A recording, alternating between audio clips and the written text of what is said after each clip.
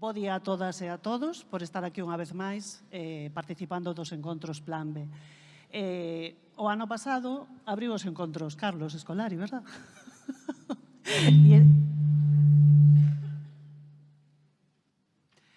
E o fixo tamén que este ano volve a abrilos. Andábamos moi preocupadas por todos os temas da inteligencia artificial, por todo o que está circulándose en redes, por todas as aplicacións que xa se están utilizando por parte do alumnado e profesorado de todo o mundo. E entonces pensamos en Carlos para que viñera aquí, según acaba de decir, a plantexarnos máis interrogantes que solucións, pero é bo que reflexionemos sobre todo isto. Para que non o coñeza, Carlos é catedrático en teoría, vou a lelo porque isto é moi difícil, é análise da comunicación digital interactiva na Universidade Pompeu Fabra de Barcelona. Además, ten un ampla traballo en investigación sobre moitos temas como a evolución dos medios e ecoloxía, interfaces, transmedia. E hoxe creo que nos ven aquí a falar en como posicionarnos con todos estes novas ferramentas e aplicacións que están chegando e que non sabemos como afrontar e que é moi necesario empezar a facer estas reflexións. O sea que, a interrogarnos.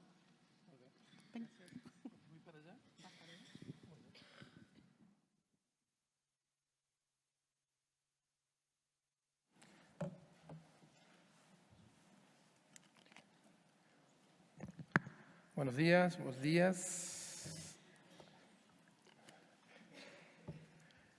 Bueno, gracias María por la presentación, gracias por la invitación. Este es un evento, no es la primera vez que participo y bueno, siempre impacta a nivel cuantitativo y cualitativo, ¿no? Impacta por la gran cantidad de personas, de gente que convoca esta red de bibliotecas escolares y también siempre por las intervenciones que he tenido la oportunidad de escuchar y las conversaciones, ¿no? Digamos, lo importante de estos eventos es también no solo la parte de la cantidad de gente que participa, sino también la calidad, y debo decir que, por lo menos por mi experiencia y por lo que he visto del programa de este año, hay en curso buenas conversaciones. Cuando me dijeron si me interesaba aportar algo al tema de inteligencia artificial, digamos que a diferencia de otras temáticas, ¿no?, que uno a lo mejor viene trabajando desde hace muchos años, en este caso lo máximo que puedo hacer es compartir quizás mi perplejidad ante todo esto, lo que está pasando en los últimos meses, ¿no? Como que eran escenarios que uno se los planteaba muy a largo plazo, a mediano plazo, eran escenarios que estaban, como veremos en la presentación, quizás cercanos también a la ciencia ficción, y realmente están pasando cosas cosas importantes y de manera muy acelerada, lo cual yo creo que eso implica un esfuerzo colectivo para darle un sentido, ¿no?, para interpretar lo que está pasando y para poder actuar sobre esto. Habrán visto estos últimos días, horas, que hay grandes instituciones de Naciones Unidas, Unión Europea, grupos de científicos, empresarios, científicas también están firmando documentos de que paren la pelota, perdón por la metáfora futbolística argentina, se entiende, ¿no?, después de Qatar. Como que están diciendo paremos la pelota porque acá se está generando algo que no terminamos de entender y incluso hay muchas quejas. Por ejemplo, esta mañana mismo en el diario La Vanguardia entrevistaban a un científico y decía que lo que hizo OpenAI, la empresa que que hizo público el ChatGPT, fue una irresponsabilidad, ¿no?, que era una cosa, así como las vacunas o las medicinas tienen que ser testeadas, ¿no?, y hay estrictos protocolos antes de liberar un medicamento, se debería haber hecho lo mismo acá. Pero pasa algo que ya pasó muchas veces en el mundo de la tecnología, es que no hay legislación. Recién ahora estamos legislando la privacidad de las redes sociales, cuando Facebook nació en el 2005, ¿no? Bien, yo preparé 10 tesis, son más preguntas que tesis. Ya en la primera abro el paraguas, ¿no? Estamos en Santiago de Compostela, hay que abrir el paraguas. Todo lo que escribimos, decimos sobre la IA, ya es viejo.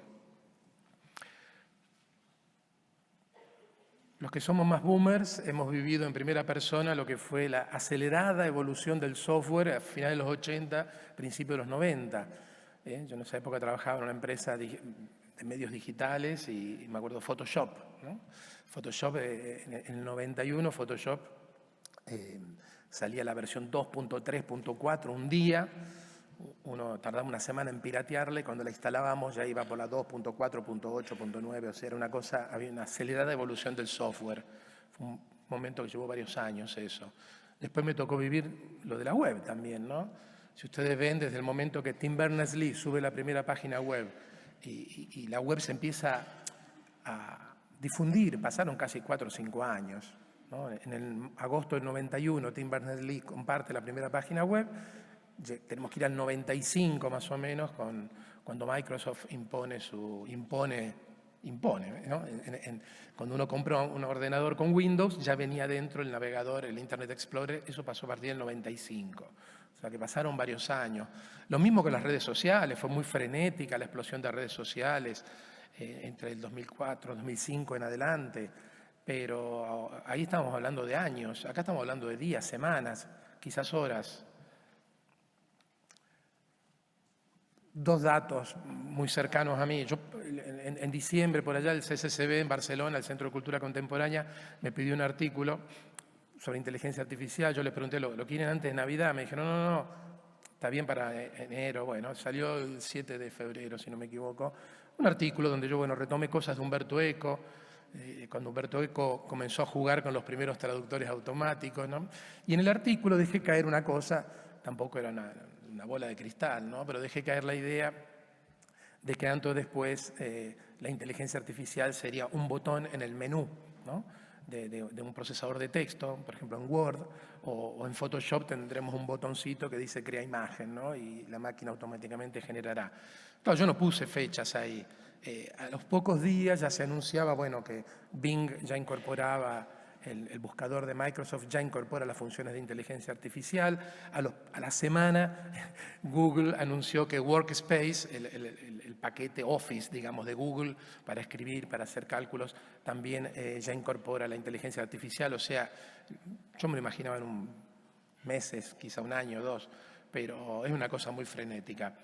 Jorge Carrión, que ayer anoche estaba en Barcelona hablando también sobre el impacto de la inteligencia artificial en la escritura y en el mundo de la edición.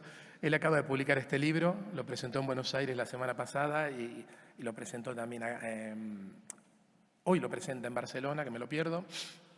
Es un libro donde Jorge Carrión experimenta, la primera parte la escribió él, aparentemente, la segunda parte es un ejercicio de escritura del chat GPT-2, y la última parte es con el chat GPT-3, digamos, el que se liberó, que en realidad es 3.5, el que se liberó en diciembre, ¿no? A uso público.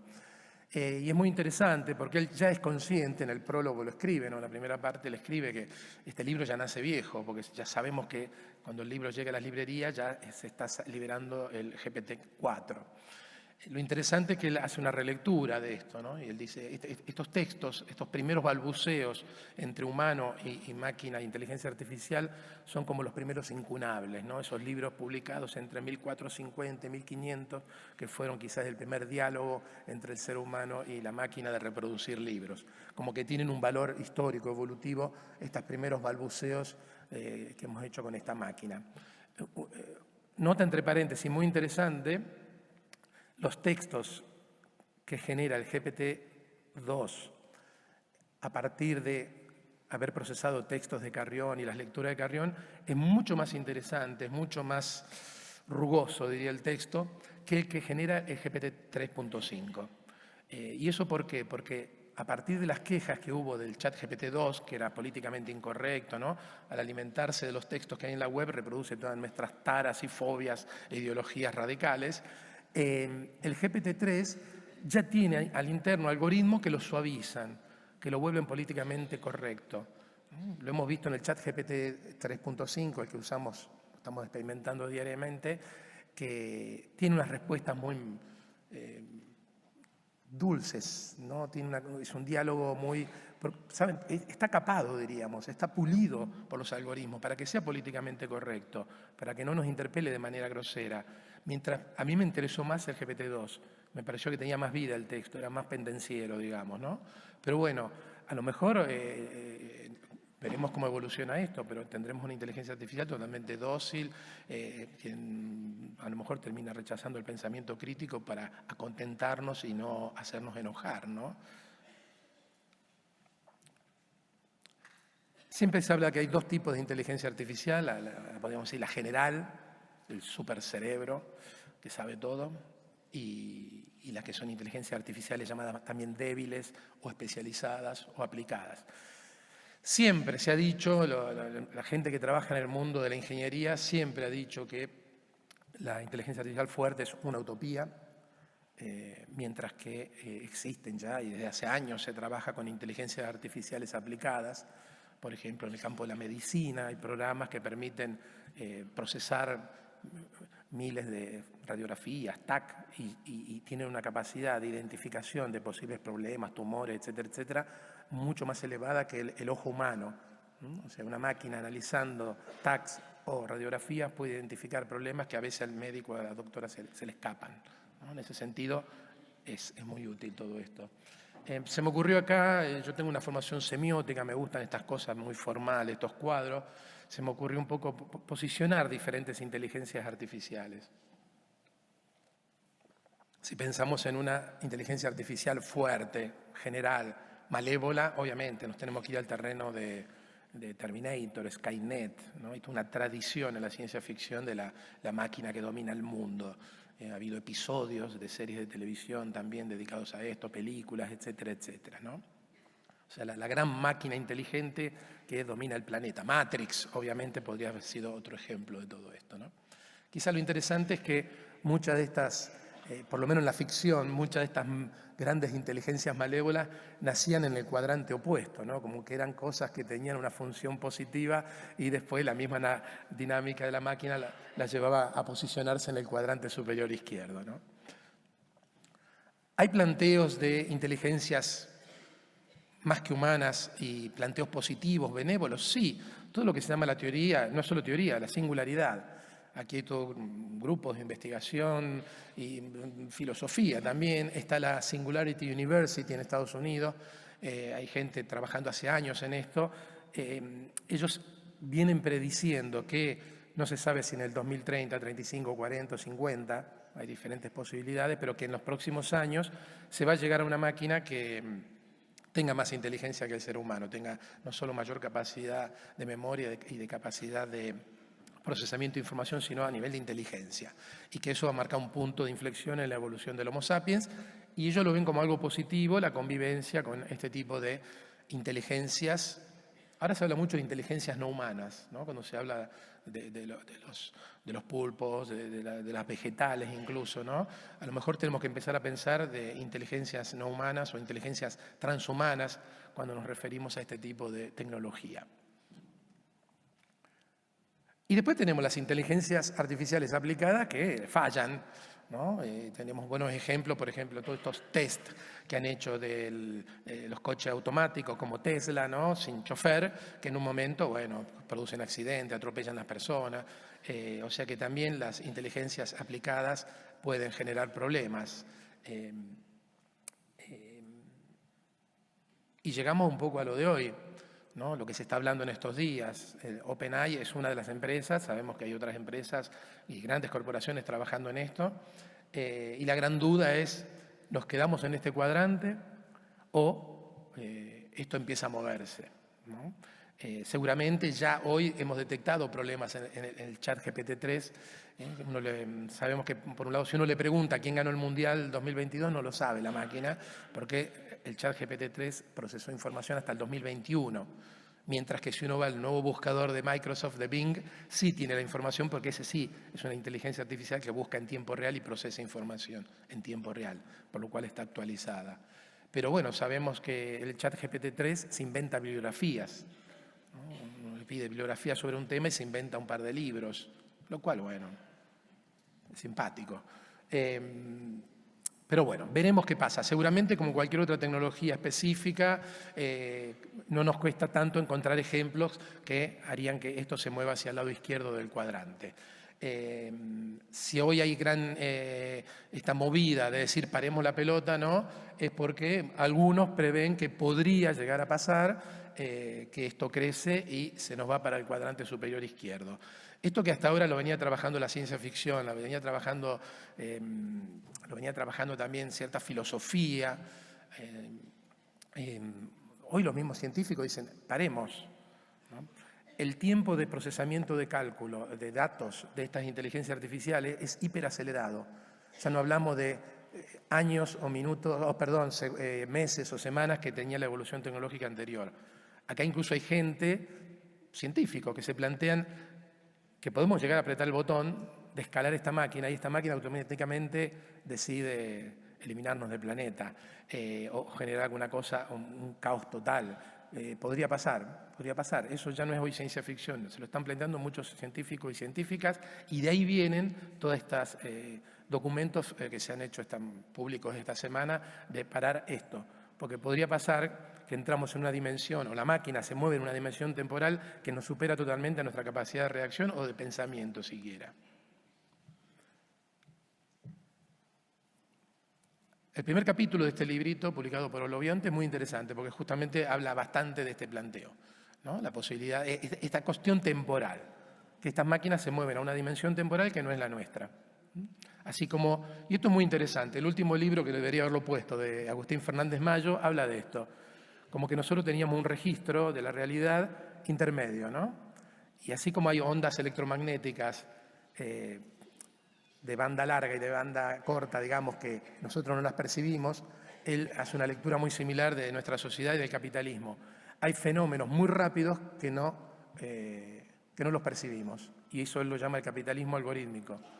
Pero por otro lado tenemos los tiempos lentos, que recién ahora empezamos a tomar conciencia, que sería el tiempo antropocénico, el gran cambio planetario que estamos generando. Como que nuestra percepción temporal estaba muy limitada y hoy comenzamos a sospechar, percibir señales de que hay un tiempo muy rápido, que es el de estas máquinas, y hay un tiempo muy lento, que es el del antropoceno. A lo mejor tenemos que también transformar nuestra visión temporal para poder procesar estos cambios. Y a lo mejor hay cosas que no llegamos a procesarlas o a interpretarlas, mientras que las máquinas sí lo van a poder hacer. Las máquinas hasta ahora se están moviendo con nuestro lenguaje, porque lo hemos enseñado, pero las máquinas podrían tranquilamente desarrollar un nuevo lenguaje, inventarse un alfabeto de 200 caracteres y crear sus propias palabras. A mí no me gustan estos conceptos innovación, disrupción, pero bueno, es lo que hay. Habría que preguntarle al chat si nos da sinónimos. Yo creo que esto es una tecnología realmente disruptiva, transforma los cimientos de la cultura y del trabajo humanos, más que lo que hemos visto hasta ahora. Si nosotros veíamos los miedos de la robotización, iban por el lado de los trabajos mecánicos, repetitivos, ¿no? Una persona en una fábrica que ajusta un tornillo, eso lo hace hoy un robot. Y siempre se decía, no, hay toda una serie de competencias creativas, etcétera, etcétera, que tiene el Homo sapiens, que es una máquina, nunca lo va a hacer. Bueno, estamos llegando a ese escenario. El ChatGPT-3, que es una máquina infantil todavía, diríamos, genera poesías, inventa bibliografías, escribe novelas, escribe informes. Ayer salió que una chica, una TikToker española, hizo el trabajo final de grado en 1 hora gracias al ChatGPT. En 1 hora. O sea, una tesis doctoral que en un día te la hace, ¿no? Si es una tesis, digamos, donde hay que escribir mucho y analizar mucho, la máquina lo hace. Incluso un colega de la Pompeu ayer hizo un tuit y decía, lo más probable es que nos pasemos los profesores un mes leyendo un texto tratando de identificar si lo escribió una máquina en 1 minuto. Esto hace saltar por los aires todos los sistemas de evaluación desde la escuela primaria, secundaria y hasta la universidad, solo por nombrar un campo donde esto impactará, que es otra palabra que no me gusta mucho, pero bueno, también sirve, ¿no? Lo que dije antes, ¿no? Esta inteligencia artificial ya domina los lenguajes humanos. Obviamente el lenguaje escrito, pero también el lenguaje gráfico, el lenguaje audiovisual. En la Pompeu Fabra, hace poquito ya lanzamos un festival de cine en inteligencia artificial que después voy a mencionar. Esa imagen la generó el Midjourney. Le puse, digamos, el prompt, ¿no? El texto que yo le introduje fue, me imaginé un cómic, ¿no? Así como en los años 80 Frank Miller hizo el Dark Knight, ¿no? El Batman viejo, reventado, cansado que volvía, ¿no? Y marcó toda una evolución del personaje, del mundo narrativo de Batman. Le dije, quiero un Homer Simpson que vuelve tipo Dark Knight, dibujado por Bill Sienkiewicz, que es uno de los dibujantes, ilustradores clásicos de los años 80 y 90, ¿no? Que marcó esa época del cómic de superhéroes. Y me hizo esto la máquina. Ya hay, obviamente, cómics donde el guión ha sido generado por el ChatGPT y también los textos, las imágenes. ¿Okay? Ya el ChatGPT 4 tiene la capacidad de hacer text to music, text to image, o sea, basta poner un prompt escrito y la máquina automáticamente hace una traducción intersemiótica y te genera un cómic o una imagen o te genera un vídeo. Como dice Jorge Carrión en ese libro, dice, preguntas, ¿no? Hemos pasado de ser creadores y pasaremos a ser simples, correctores, forenses, dice él, ¿no? Editores. Nos pasaremos los próximos años, décadas, corrigiendo textos hechos por la inteligencia artificial. Es una inversión muy grande, porque hasta ahora estas herramientas las utilizamos para corregir nuestro trabajo. Uno escribe un texto en Word y ya automáticamente va detectando errores de ortografía, si nos comimos una coma, etcétera, etcétera, ¿no? Y repito, ¿por qué la máquina podría inventarse nuevos lenguajes? ¿No? O sea, el potencial creativo de esto es increíble. Un colega de la Pompeu, que acaba de sacar un libro sobre tecnologías digitales y la nube, nos contó que en diciembre tenía una reunión con el equipo editorial y con una persona que era diseñadora gráfica para hablar de la portada del libro. Y él fue a la reunión con 2 o 3 propuestas hechas por Midjourney. Y me contó que la diseñadora gráfica se puso a llorar, porque dijo, voy a perder el trabajo.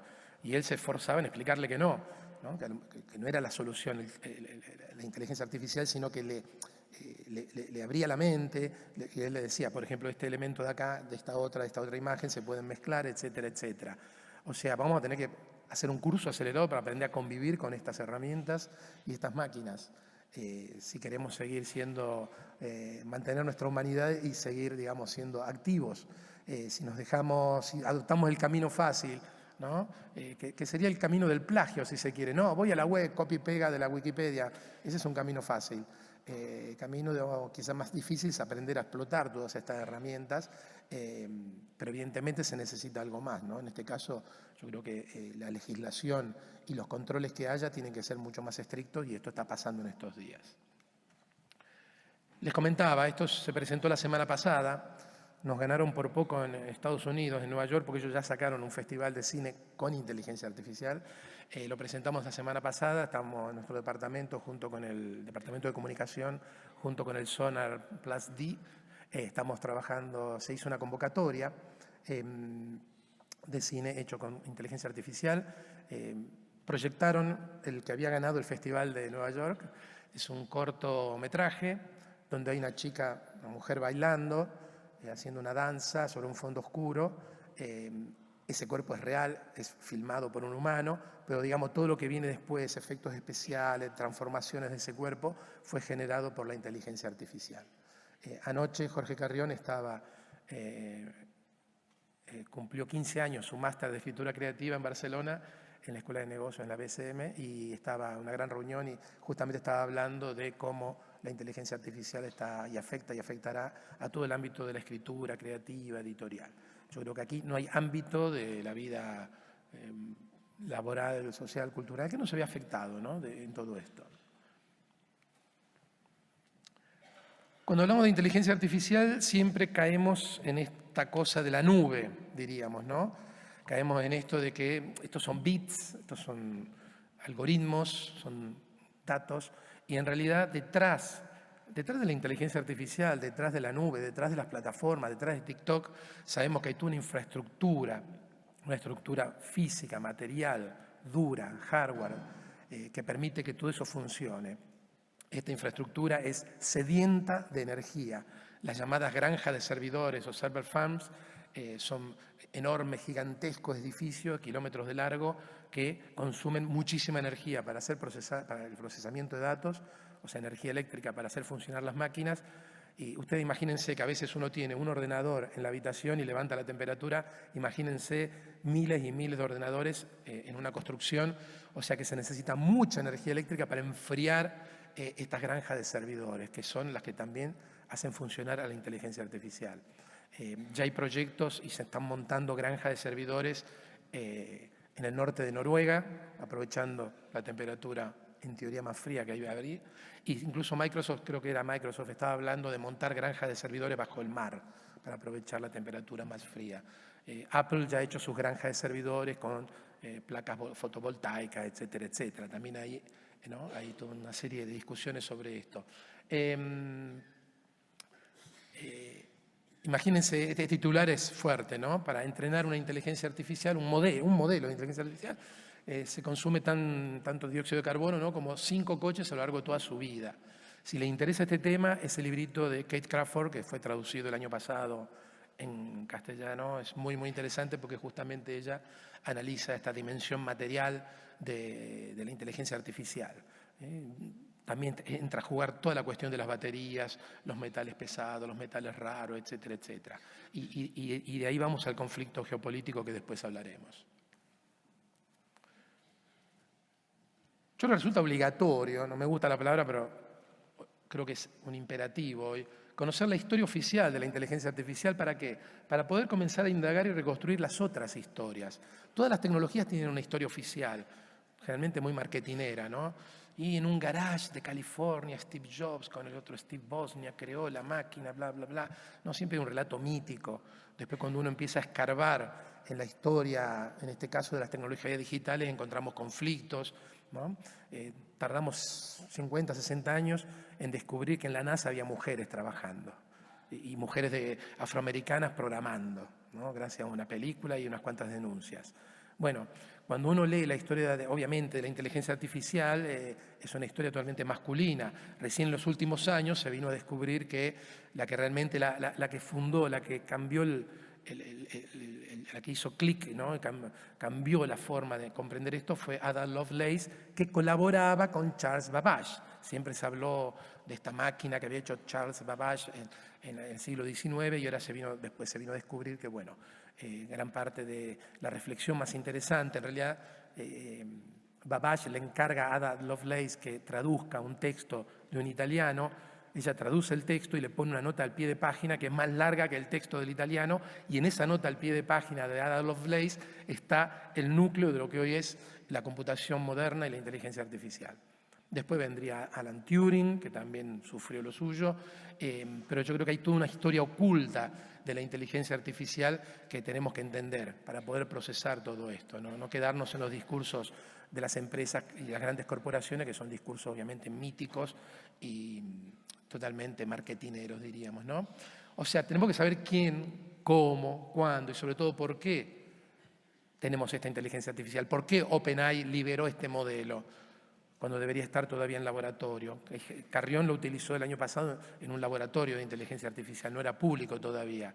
¿Por qué se hizo público? Porque hay una competencia brutal entre corporaciones, a ver quién llega primero al mercado. Están liberando, podríamos decir que están liberando medicamentos sin estar probados para conquistar el mercado. Sabemos que el que llega primero se queda con la feta más grande. Y ahí se metió Google y ahí se metió obviamente Microsoft y Facebook, que había apostado para el metaverso y le salió rana, ahora está viendo de lanzar lo suyo también. Me sorprende el silencio de Apple, me sorprende el silencio también de Amazon, que están haciendo cosas, pero a lo mejor están esperando otro momento. Fundamental, desmitificar, conocer más y legislar. En Europa, ahí tienen un enlace, ya se está hablando de un Artificial Intelligence Act, ¿no? Unas primeras declaraciones donde hay evidentemente gente de todos los países europeos trabajando para empezar a legislar esto.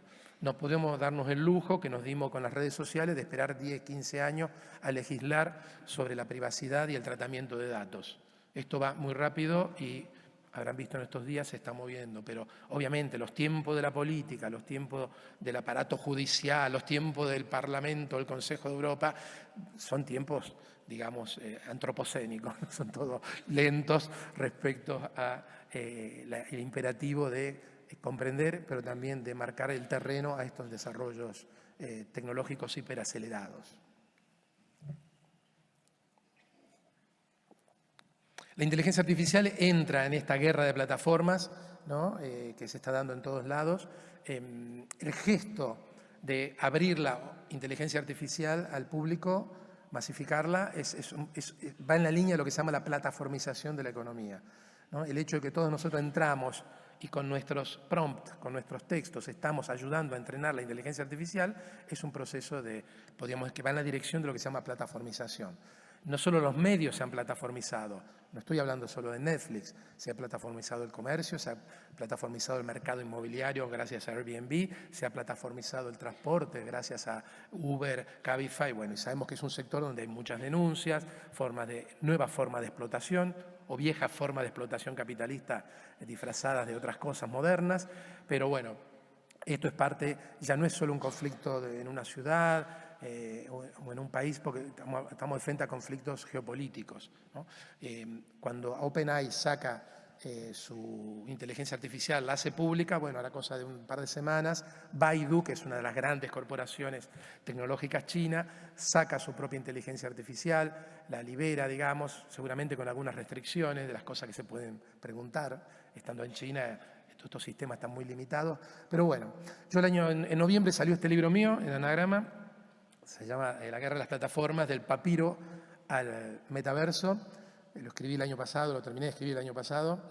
El borrador original se llamaba Del papiro al TikTok.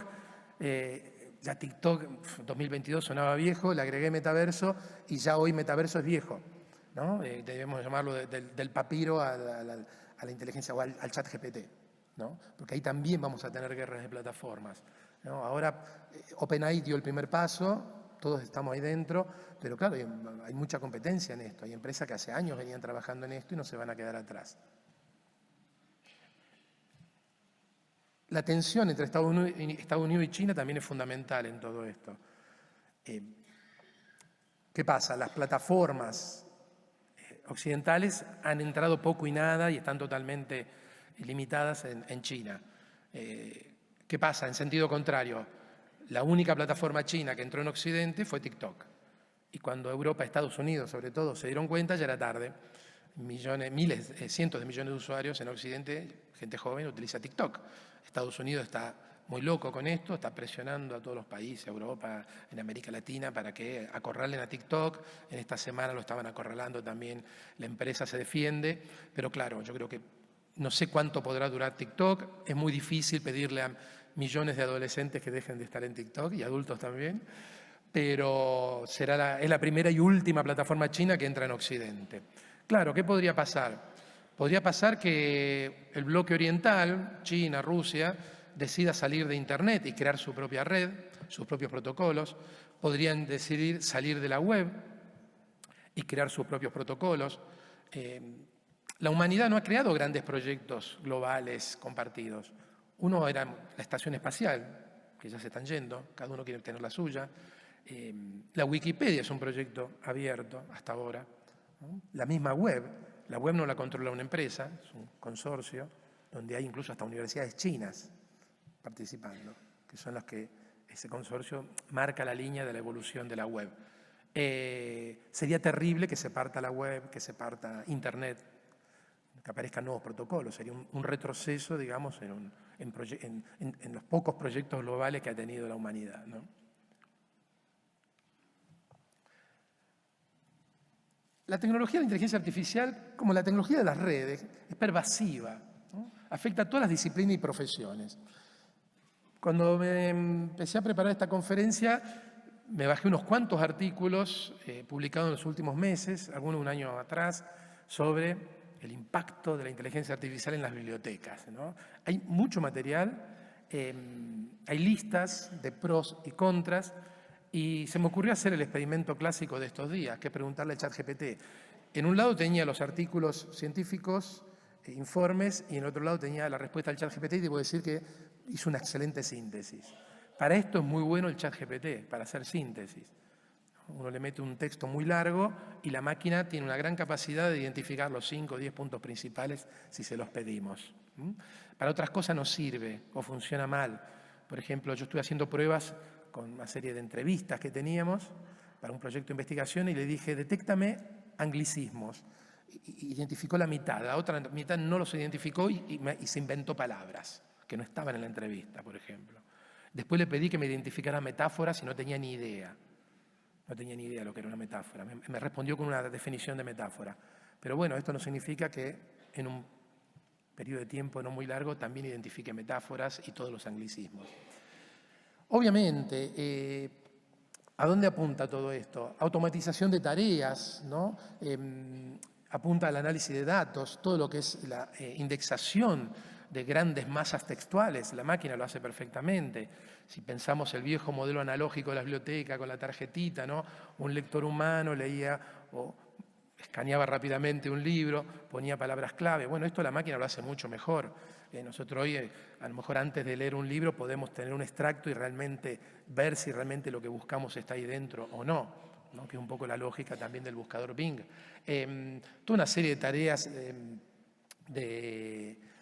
incluso a nivel de robótica dentro de las grandes bibliotecas, ¿no? Donde hay millones de libros, así como Amazon ha digitalizado sus depósitos y robotizado sus depósitos, hay ya modelos de robotización del funcionamiento de las grandes bibliotecas. Pero yo creo que todo lo que implica gestión de datos, indexación, realización de síntesis, todo eso de la máquina lo hace hoy de manera rápida, inmediata y debo decir bastante bien. Todo esto es la mejora de la calidad de usuario, ¿no? Esto de personalizar la experiencia de usuario en la biblioteca, recomendación de libros, otros recursos. Claro, la inteligencia artificial, bien orientada, bien alimentada, tiene una capacidad de asesorar y proponer recorridos de lectura que el ser humano mejor informado sería muy difícil, ¿no? Habría que ver hasta dónde la inteligencia artificial puede crear lo que se llama la serendipia, ¿no? Hacer estos cruces extraños. Hoy por hoy, lo que dicen los expertos en inteligencia artificial es que eso no lo hace, ¿no? Dicho en términos semióticos y de lógica, las inteligencias artificiales hoy funcionan por inducción, ¿no? Van sumando elementos, o funcionan por deducción, uno educa para hacer algo y la máquina lo hace, pero lo que está fallando, Skynet está llamando, lo que está fallando es la abducción, lo que decía Charles Peirce, la abducción, ¿no? Esto de dar el salto, el cortocircuito mental, diríamos, ¿no? Eso la máquina hoy no lo pueden hacer. Y hay gente que viene del campo de la ingeniería que dice que nunca lo hará, pero yo a este punto no pondría las manos en el fuego, ¿no? Se podrían crear algoritmos que permitan crear estos enlaces extraños y sorprendentes, ¿no? Accesibilidad. Esto es fascinante, ¿no? Pensemos en la gente que tiene algún tipo de discapacidad visual, es una inteligencia artificial, si uno hace un text to voice o to music, ya hay podcast creado con inteligencia artificial. La voz del podcast está creada por la inteligencia artificial y el texto también. Imagínense las posibilidades para gente que no tiene acceso a la posibilidad de leer un libro y poder escucharlo, etcétera, etcétera. O sea, hay un contexto muy apocalíptico de todo esto, pero no nos olvidemos del cuadrante inferior derecho de que hay infinidad de aplicaciones totalmente útiles y positivas de la inteligencia artificial. Obviamente le pregunté otras cosas después al ChatGPT. Si vamos allá, estamos terminando, obviamente, ¿no? Nosotros que hablamos mucho de interfaz, investigamos interfaces, ¿no? En nuestro grupo de investigación, siempre decimos, ¿no? La incorporación de un actor a una interfaz cambia todo, ¿no? Si metiéramos una inteligencia artificial acá adentro, cambiaría todo esto que está pasando acá adentro. En este caso es un actor, como dije antes, disruptivo. Meter una inteligencia artificial dentro de la universidad, dentro de una escuela secundaria o dentro de una biblioteca, evidentemente cambia todo ese entorno, cambia toda esa red de actores, cambia los procesos, cambia las relaciones que se dan ahí dentro. Le pregunté a la máquina, bueno, efectos problemas, posibles problemas en la aplicación, ¿no? El tema de los costes, ¿no? Porque decimos, sí, aplicamos esto, aplicamos lo otro. Seguramente hoy aplicar un sistema específico de inteligencia artificial será más o menos costoso. La tecnología nos acostumbró a que los precios van bajando a medida que se popularizan los productos, ¿no? Tema de privacidad y seguridad de datos, ¿no? Esta es otra cuestión. Por un lado, las inteligencias artificiales se alimentan con millones de datos, de interacciones, de fotografías, etcétera, etcétera, ¿no? Ahí las empresas se han movido con total impunidad. En algunos casos han utilizado bases de datos abiertas, disponibles para entrenar las inteligencias artificiales. Y otras veces seguramente han utilizado bases de datos que las habrán conseguido en la Deep Web, ¿no? Han indagado ahí, han extraído bases de datos, ¿no? Para poder entrenar a las inteligencias artificiales. Se dio el caso en Estados Unidos que mucho del software para reconocimiento facial, se entrenó con bases de datos de retratos abiertas de la policía de Estados Unidos. ¿No? Entonces, todo eso generó toda una serie de problemas que hoy estamos viendo, los sesgos que tiene a veces la inteligencia artificial a la hora de reconocer posibles terroristas en los aeropuertos, es porque está alimentada con un sesgo muy grande a partir de las bases de datos que estaban disponibles en ese momento, ¿no? Esto hace referencia al otro punto. Falta de comprensión y capacitación. Dice, es posible que los bibliotecarios y bibliotecarias, los usuarios y usuarias, no comprendan completamente cómo funciona la inteligencia artificial y cómo se utilizan sus resultados. Falta de capacitación y comprensión puede limitar el potencial de la inteligencia artificial en la biblioteca. Acá hay tema para seguir trabajando. Ya hay que ponerse a aprender, como dije antes, a ver cómo funciona todo esto. Tenemos que capacitarnos todos, ¿no? En la universidad ya tenemos la semana que viene una serie de reuniones, conferencias, tenemos que repensar en nuestro caso los sistemas de evaluación, ¿no? Y cómo incorporamos esto, porque no lo podemos negar, hay que incorporarlo en los procesos del día a día. Y ya les toca también el desafío a ustedes de pensar cómo incorporamos todo esto y cómo formamos a la gente también en el uso de las inteligencias artificiales. Y el quinto punto es el más crítico, ¿no? La reducción del papel de los bibliotecarios y bibliotecarias, la automatización. Veremos qué pasa ahí. Se han hecho varios estudios, se han publicado, esto desde hace una semana. El ChatGPT 3.5 se liberó en diciembre. Hasta hace 2 semanas había 1.800 libros ya publicados con la palabra ChatGPT en el título. 1.800 libros. Seguramente varios escritos con el ChatGPT 3. Y esta semana salió el primer libro, ayer me mandaron el PDF, escrito con el ChatGPT 4. Y según me contaban, el autor era uno totalmente escéptico que se pudiera hacer eso. Acá que vemos la diferencia entre el 3.5 y el 4 a la hora de aprobar exámenes, diferentes tipos de exámenes, incluso de nivel universitario. Ven que el GPT-3, que es en azul, llegaba hasta un nivel. Bueno, solo la versión 4 ya vean el incremento en la resolución de cierto tipo de exámenes para ejercer la abogacía, etcétera, etcétera. Decían que la versión 3.5 se ubicaba entre el 10% de la nota más baja y ya ahora la 4 se ubica en el top 10, ¿no? en el top 10% en la resolución de exámenes habilitantes, digamos. De ahí viene este miedo y este decir paremos la pelota. Profesiones a riesgo, yo no sé hasta dónde, bueno, han cubierto todo el espectro, ¿no? En mi departamento circuló, si ven arriba de todo, la quinta son relaciones públicas. Yo doy clase en una carrera, en un grado de publicidad y relaciones públicas. Y bueno, y el periodismo es otro ámbito. La cosa interesante, si ven, ya en el tercer o cuarto bloque, quinto, aparece los matemáticos. En primer lugar, con riesgo de quedarse fuera de circulación. O sea, los que han creado estas máquinas son las primeras víctimas, ¿no? No sé si es un acto de justicia divina o de justicia digital, pero bueno, a lo mejor por eso ahora son los primeros en decir paremos esto, ¿no? que ellos mismos han generado, ¿no? Bien, a la derecha tenemos tareas que son aparentemente las que están con menos riesgo, ¿no? Son tareas muy manuales, ¿no? Que a lo mejor era que uno pensaba que el robot la iba a sustituir, bueno, aparentemente parecería que no, ¿no? De esto se están publicando todas las semanas informes, ¿no? Ya vamos terminando. Hay un autor italiano, Alessandro Barico, que es ensayista, es escritor, novelista, intelectual, agente cultural, digamos. Él publicó un libro ya hace más de 15 años llamado Los Bárbaros, ¿no? Y hablaba de esta invasión de las nuevas generaciones, ¿no? De la generación TikTok, diríamos, aunque TikTok no estaba en esa época, pero esta generación de las redes sociales, de lo efímero. Y él no lo veía como una catástrofe, lo miraba en términos históricos y decía, bueno, bien los bárbaros, ¿no? Pero lo decía de manera simpática. Y hace 5 años, 4, justo antes de la pandemia, publicó otro libro en la línea de los bárbaros que se llama The Game, lo publicó siempre Anagrama, donde él, bueno, hace como una actualización de ese planteo y un poco reivindica, ¿no? Y un poco focaliza en lo lúdico, en el videojuego, la cultura en que vivimos hoy. Esta cultura de lo efímero, de los snacks, la cultura TikTok, ¿no? Es un cambio radical. respecto al anterior y por qué no solo las nuevas generaciones, también la gente adulta pasamos tantas horas en estos entornos.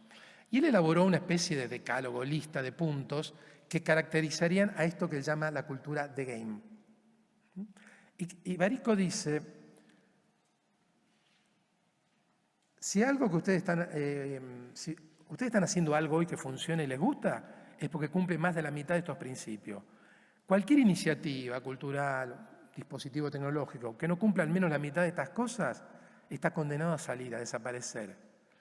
Y eran estos los principios. Y yo me puse a pensar en el ChatGPT y los principios de Barico. Tiene que tener un diseño agradable, capaz de generar satisfacciones sensoriales. Sí. El ChatGPT es como muchas redes sociales, muy fácil. Meto una palabrita, meto una frase, una pregunta, y la máquina ya empieza ahí a pensar, ¿no? Un icono me indica que está pensando y rápidamente me da la respuesta, ¿no? La estructura que repite el esquema elemental, problema, solución, repetido varias veces. Es eso. Yo le hago una pregunta, alguna cosa de la respuesta no me gusta, hago una repregunta, ¿no? Es un chat, estamos ahí conversando con la máquina. O sea que también cumple la segunda. Poco tiempo entre cualquier problema y la solución, es inmediato. En pocos segundos, en una hora me hago un trabajo final de grado. Aumento progresivo de las dificultades de juego. Esto depende más de nosotros, pero si han seguido o han experimentado, si uno se pone a hablar de filosofía con el chat, puede estar horas, ¿no? Y puede ir uno redoblando. Uno puede empezar de una pregunta muy simple, muy superficial, e ir indagando cada vez más. O sea que también existe esa dimensión. O sea, uno en el chat puede escarbar, está hecho para eso además. Inexistencia o ineficacia de la inmovilidad. Bueno, el chat ahora es muy inmóvil, ¿no? En comparación con los videojuegos, ¿no? La navegación es una experiencia inmóvil, pero veremos qué puede pasar a corto plazo. Aprendizaje dado por el juego, es divertido, ¿no? Y no por el estudio de abstractas instrucciones de uso. No hay que leer instrucciones. ¿Por qué la gente está en TikTok? ¿Por qué la gente está en Facebook, en Instagram? Porque no hay que leer un manual. Si yo tuviera que leer 10 páginas, a veces en la universidad pasa, hemos cambiado algo en la intranet y te mandan un PDF de 15 páginas. No, eso es un hashtag, mucho texto, ¿no? No, esto es inmediato, no hay que aprender, no hay que leer un manual. No es un mueble de IKEA que si uno no mira el papelito no entiende. Disfrute inmediato, sin preámbulos. Meto la pregunta, meto lo que quiero, inmediatamente, ¿no? Tengo la respuesta, la satisfacción, ¿no? Es un modelo de satisfacción, pero siempre a medias, ¿no? Como que te invita, ¿no? Como la buena serialidad te invita a volver. Y después dice, bueno, tranquilizante exhibición de una puntuación después de determinados pasos. Esto pasa en los videojuegos. Me va dando puntaje, ¿no? Y esta cosa adrenalínica, ¿no? Ya puede ser un puntaje a nivel de tiempo. Esto no está hoy en la inteligencia artificial. Pero bueno, no sería extraño también que alguno. Pero lo mismo, dice Barico, si cualquier experiencia hoy no cumple al menos la mitad de estos principios, está condenada al fracaso. Bueno, esto explica por qué millones de personas hemos entrado en el ChatGPT y estamos entrando y genera esta atracción y esta satisfacción, diríamos, ¿no? Y queremos más. Y terminamos con McLuhan, ¿no? McLuhan, ya en los años 60, él decía, los medios modelan nuestra manera de percibir, pensar y darle un sentido al mundo. Como dije antes, la incorporación de esto genera cambios en nuestra percepción temporal, así como la red digital transformó nuestra concepción del espacio, incorporó, ya en los 90 se empezó a hablar de tiempo real, ¿no? La idea de tiempo real, esto también, digamos, como que agrega una ulterior capa de transformación de lo que sería el espacio, lo espacial y lo temporal, ¿no? Un poco como mencioné antes, este tiempo algorítmico totalmente imperceptible para nosotros, ¿no?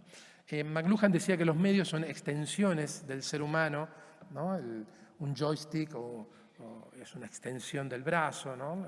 La radio es una extensión, un podcast es una extensión de nuestro oído, pero bueno, podemos también invertirlo esto y hay gente vinculada al circuito de McLuhan y discípulos de McLuhan que lo han dicho también esto, ¿no? ¿Qué pasa cuando nosotros nos convertimos en extensiones de la tecnología o extensiones del medio, ¿no? Quizá deberíamos pensar en la doble relación, ¿no? Ya no entre sujeto, objeto, objeto, sujeto. Estamos entre sujeto y otras cosas que no son sujetos, pero tampoco son estos objetos pasivos que nosotros estábamos acostumbrados a nombrar desde la filosofía de hace varios siglos. Esto es un terremoto, más que un terremoto, diría así, un tsunami, arrasa con muchos ámbitos, nos obliga a pensar, a repensar, a movernos rápido y bueno, yo creo que como dije antes, este es un ámbito ideal por el tipo de conversaciones que se han dado siempre y tenemos que, acá no hay un manual, ni el ChatGPT nos va a dar un manual de uso, podemos pedírselo, seguramente nos dará algo, pero yo creo que tiene que ser un trabajo colectivo, ¿no? De empezar a pensar protocolos también nosotros, ¿no? Algoritmos para nuestro trabajo cotidiano de cómo afrontar todo esto. Agradezco mucho la invitación, la atención. Lamento no tener muchas respuestas, siempre está el chat GPT a mano. Y bueno, ahora tenemos un ratito para conversar, ¿no? Vamos a hacer un chat real ahora. Gracias.